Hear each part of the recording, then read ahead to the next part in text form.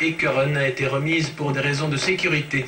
La lanterne rouge a des problèmes d'éclairage. Les pylônes du stade de recours menacent en effet de s'écrouler. Installés il y a une vingtaine d'années, les pylônes d'éclairage du stade Jules Georges à Recourt sont un peu à l'image du club. Depuis quelques années, ils souffrent des agressions extérieures. Les structures métalliques qui supportent l'éclairage sont rongées par la rouille, à un point tel que la semaine dernière, la direction du club a demandé au service de sécurité et de salubrité publique de la ville de venir inspecter les pylônes. En fait, nous savions que ces pylônes avaient un certain âge et je dirais que chaque fois que nous en avons la possibilité, nous faisons une inspection.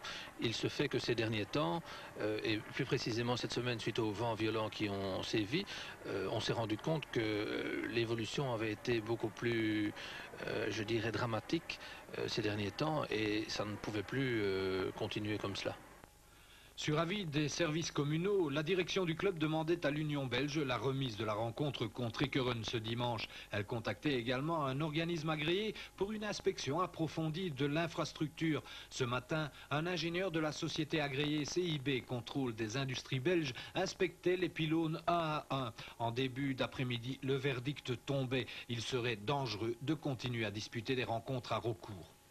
Nous nous rallions à l'avis des techniciens, c'est-à-dire que les pylônes présentent un danger actuellement et qu'il faut les démonter. Nous allons donc mettre tout en œuvre pour les démonter le plus rapidement possible et pour ne pas mettre en danger les supporters. En clair, plus question pour l'instant de jouer à domicile. En prenant cette décision, la direction anticipe l'arrêté que va prendre le bourgmestre interdisant toute manifestation à recours tant que les pylônes ne seront pas démontés. Reste que cela pourrait poser un problème pour la suite du championnat. Mardi prochain, le Royal Club liégeois devait rencontrer Malines à recours. La possibilité, ce serait d'inverser les matchs, c'est-à-dire d'aller jouer le match à Malines et de jouer le match retour au mois de mai ici à Recourt. Je pense que c'est la possibilité qui tient la corde pour l'instant. Une autre possibilité serait de demander l'asile auprès d'un autre club, encore que ça présente pas mal de problèmes au plan pratique. Mais je pense que la sécurité passe avant tout et que donc là, nous ne pouvons pas y couper et nous allons faire ce qu'il y a lieu de faire. Je crois que personne ne comprendrait que nous ne prenions pas toutes les dispositions pour assurer la sécurité et des spectateurs et des gens qui circulent sur le site. Une tuile supplémentaire dont le club centenaire de Recourt se serait bien passé, tant sur le plan sportif que financier, et qui fait une nouvelle fois courir des rumeurs. Après celle de fusion, voilà que cet incident en fait surgir une autre. Le club pourrait vendre les terrains au groupe Clays pour implanter un Kinépolis. Une rumeur fermement démentie tant par la direction du club que par le groupe Clays. De part et d'autre, on certifie qu'il n'y a jamais eu le moindre contact à ce sujet. Ou des clubs de première division. Aujourd'hui, dernier au classement général, il traverse une période difficile. La situation financière du club est difficile, très difficile, et nous avions appelé au secours en avril, mai, juillet, et jusqu'à présent, personne n'est encore venu à notre secours. Je peux vous dire que des tractations ont encore cours à l'heure actuelle, mais je pense qu'il est maintenant midi moins 5, ou minuit moins 5 en tout cas, et qu'il ne faudrait pas tarder à ce qu'on trouve des solutions. Chaque année, le club gagne environ 80 millions de francs, mais en dépense 100. Il accuse donc une perte systématique de 20 millions par an. Le déficit est estimé à plusieurs centaines de millions de francs. Côté dépenses, le stade aurait bien besoin d'un peu de rénovation. Le toit de la tribune debout est fortement dégradé. L'éclairage, déclaré vétuste, a dû être démonté. Les rencontres à domicile vont se jouer le dimanche après-midi au lieu du samedi soir. En tant que pâtissier, bien, c'est des fois difficile d'assister le samedi soir, mais les habitudes changent, je vous dis.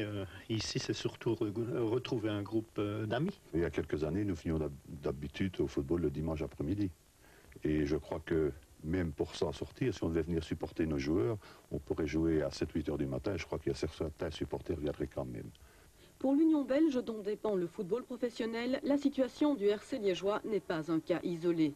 Pratiquement tous les clubs de division 1 accusent un déficit cumulé.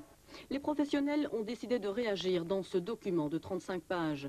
Les contrats des joueurs, les accords de télévision, la sécurité des stades, les transferts ou encore la situation financière des clubs posent des problèmes. Une des causes au déficit est sans doute le manque de fréquentation des stades lié au prix des places trop élevé.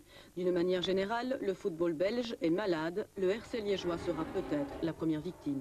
du Royal Club liégeois. Nous ne sommes pas allés cette semaine chez les grands, ceux qui vont jouer le titre, mais bien à l'opposé du classement, à Recourt, où l'atmosphère qui règne est pesante, angoissante même. La trêve n'a pas éclairci l'horizon du club et d'une équipe que l'entraîneur a choisi de modifier fondamentalement avant d'aborder la suite de la compétition. Constat et état d'âme à Liège-sur-Neige avec Pierre-Yves Depré.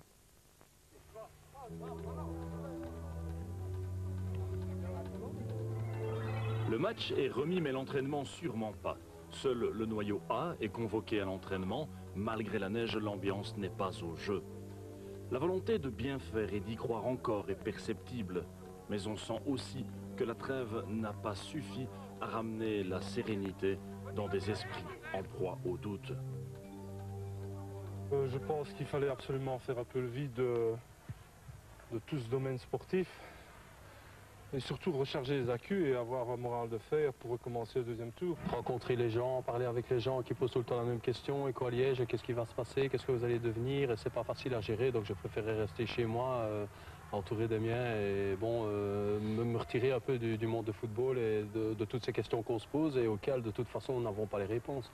Et tout ce climat fait que finalement on se retrouve seul, je veux dire contre tous pour essayer de s'en sortir. Et bon, je pense qu'on a de soutien de personne pour le moment et je pense que c'est un peu cette solitude du groupe des joueurs qui rend encore la tâche plus difficile. Jusqu'au 31 décembre, joueurs et entraîneurs ont désespérément attendu un renfort. 2 transferts étaient souhaités, notamment un indispensable médian défensif qui ne viendra pas. On espérait tous que la direction fasse l'effort, mais bon, apparemment on n'a pas voulu le faire, même si avec les points que nous n'avons pas pris et forcément les économies financières que la direction a faites, je pense qu'on aurait pu se payer un joueur, mais bon, on n'a pas fait. Alors on est en train de se poser vraiment la question de savoir s'il y a vraiment encore la volonté au niveau de la direction de vouloir sauver une club. Fragilité et précarité du succès, les heures de gloire du matricule 4 sont encore chaudes dans les mémoires. Sous l'ère Roissège marchandise plusieurs participations européennes jusqu'en 90 avec une qualification pour la Coupe des Coupes. Je pense que cette victoire, finalement, ça a peut-être été le déclic dans le mauvais sens, dans la mesure où ça peut occulter la faiblesse au niveau sportif de ce moment-là. Et à ce moment-là, c'était uniquement sportif, puisque au niveau financier, M. Marchandise était toujours là. Et lui nous a quittés en 92 et bon là, du point de vue financier, ça a vraiment commencé les difficultés lors du départ de M. Marchandise. On peut lister en gros le nombre de joueurs importants qui ont quitté le noyau depuis 3-4 ans? Je crois qu'on arrive à une quinzaine de joueurs qui sont pratiquement tous partis à un échelon supérieur. Pour les jeunes qui sont ici, c'est difficile, mais ce serait plus facile de pouvoir alterner des prestations en réserve, des prestations en première. Mais non, on leur demande de jouer en première, de bien jouer et de sauver l'équipe. Depuis le début de saison, Daniel Bocard a tout tenté, ou presque, en attendant l'arrivée d'un renfort. En vain. Coup de poker ou bonne intuition, l'entraîneur s'apprête à bouleverser son secteur défensif. Retour de Boris Henry et de Caranta, exit King Gambo, Kiné remplace Langlois et Wegria prend la place de libéraux au détriment de Dessart. Première titularisation en vue pour le gardien Raskinet, le compte est donc évincé, des mises à l'écart d'ordre tactique, mais pas seulement. Alors, étant donné que le noyau n'est peut-être pas aussi qualitatif que dans des grands clubs, ils se sont dit, bon, moi j'ai ma place et quoi qu'il arrive la semaine d'après, bon, j'ai encore ma place. Et je pense que si on veut s'en sortir, il faudra avoir 11 combattants et pas des tricheurs. Je savais bien qu'un jour ou l'autre, on me donnerait ma chance comme on la donnera à tout le monde. Celui qui continue à travailler avec un bon état d'esprit, la chance verra. De la chance, il en faudra de l'acharnement aussi, mais le coup est jouable sur le plan sportif en tout cas. Restent les zones d'ombre concernant l'avenir, l'accumulation des dettes, l'absence de repreneurs et maintenant le doute concernant la salubrité des installations. Les semaines à venir apporteront leurs réponses, mais l'étau se resserre sur l'Old Club.